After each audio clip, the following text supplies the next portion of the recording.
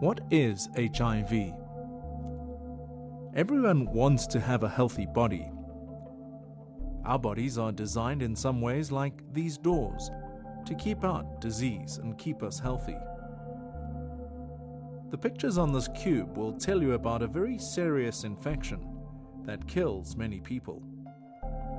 This infection is caused by a virus called HIV. This virus leads to a sickness we call AIDS. HIV is real. HIV can be spread to others, but the good news is that there are things we can do so that we do not become infected with HIV, which leads to AIDS. When a person first becomes infected with HIV, they do not look sick. Once HIV comes into the body, it is there to stay. The infected person will after some time, sometimes even many years, go on to get the condition we call AIDS, which leads to an early and often painful death.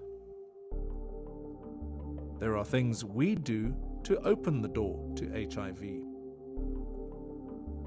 There are things that others do to us that also opens the door to HIV. There are some things we can do to protect ourselves from HIV.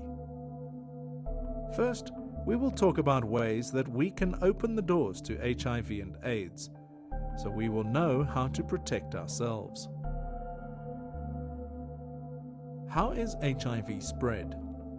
HIV is passed on when blood or sexual fluids from an HIV-infected or HIV-positive person enter the body of an uninfected or HIV-negative person. Having sex with someone who has been infected by HIV or is considered to be HIV positive opens your body's doors to HIV. This is the most common way to get infected. Sometimes this sex happens when you do not want it, for example in rape or violent sex. HIV can be passed from an HIV-infected mother to her unborn or newly born baby. This may happen in the womb, during birth, or during breastfeeding. Not all babies born to mothers living with HIV will be infected. A pregnant woman living with HIV can take medicines to help prevent her baby from becoming infected with HIV. The choice of feeding methods are also important. By sharing needles, blood containing HIV can be passed from one person to another. This includes using needles for sharing illegal and dangerous drugs. HIV can be passed on by receiving blood from someone who has HIV. This can happen through blood transfusion or any kind of shared skin cutting or piercing instruments, like razor blades for barbering, tribal markings, and circumcision.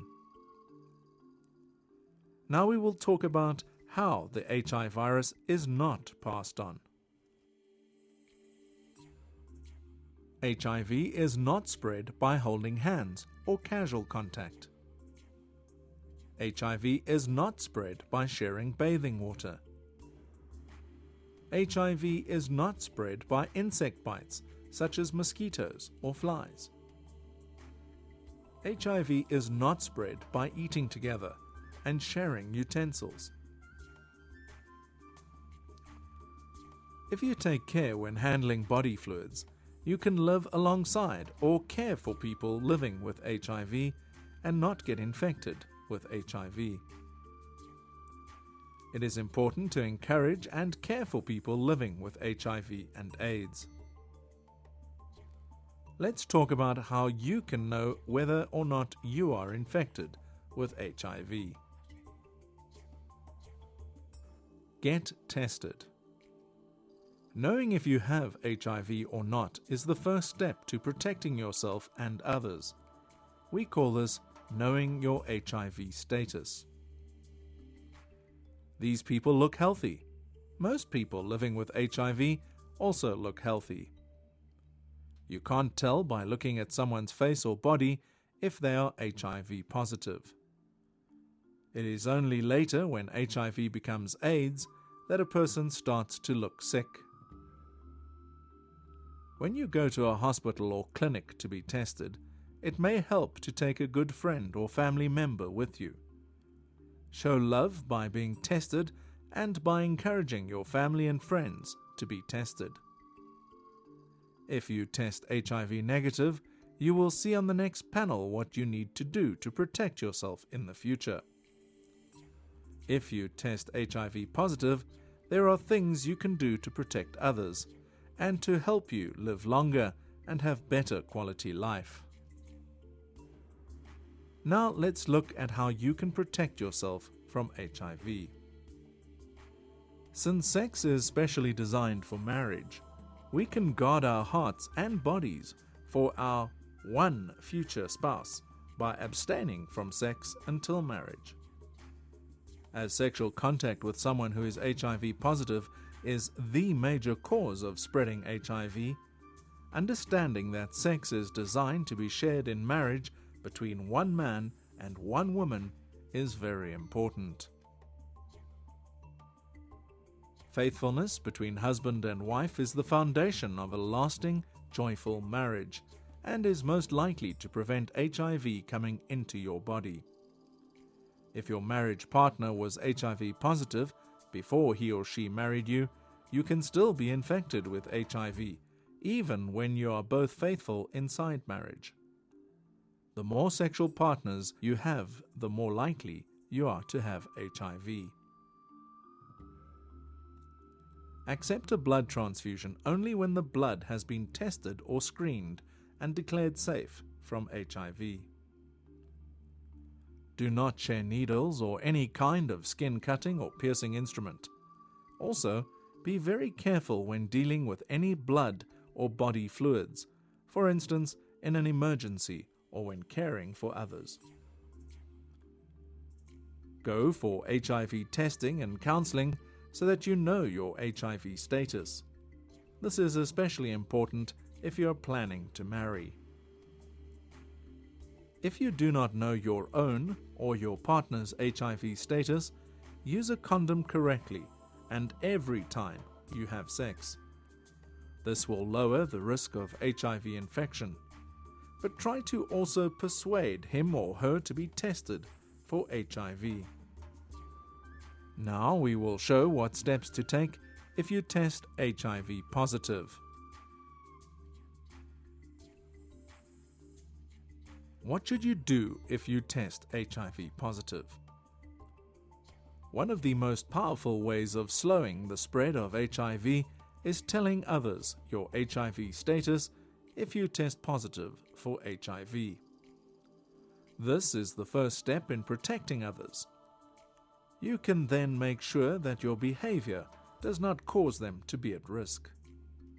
You can extend your life and improve your quality of life by following these simple steps. Eating a healthy diet is an important part of keeping your body healthy. Smoking cigarettes and drinking alcohol lower your body's ability to stay strong. Alcohol use often leads to risky behavior. Leading a full, active life and maintaining your social and spiritual ties to others helps keep your body and mind strong. Taking ARV medicines when it becomes necessary is the best way of delaying AIDS. These medicines must be taken every day to keep HIV under control. Unless you have an HIV test and find out if you have HIV, you will not know if and when you need these medicines. Now we will talk about some of the ways we can help those of us living with HIV and AIDS.